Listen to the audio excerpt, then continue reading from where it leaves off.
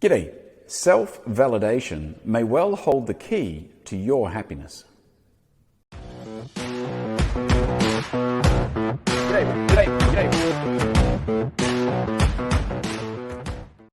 There's a lot of rejection going on in the world right now. People are being rejected from their current jobs or being furloughed or being given limited work.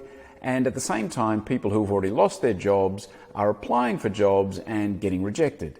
And look, rejection rears its head in many different ways and shapes and forms and circumstances.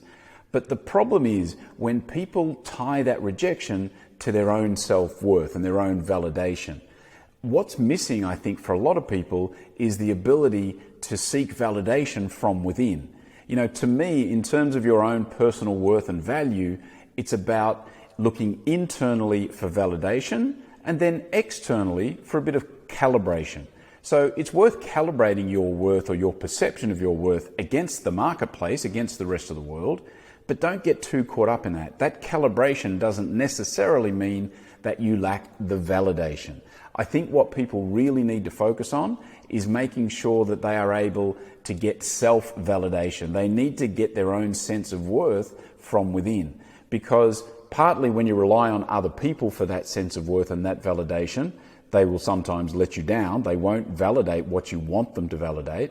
And also at a time like right now, we're not able to interact as much as we used to. And a lot of people are missing that validation that they would otherwise get from their workplace, from their peers, from their social group. And they're not getting that because they're not able to interact with them during this lockdown kind of phases that we're all going through. So the key message, I guess, for today is don't get too caught up in those rejections. Look internally for your self-validation, because self-validation may well hold the key to your happiness, certainly will hold the key to you not being miserable. And so look internally for that validation and then go externally for calibration. But it's only a calibration. The real validation lies within.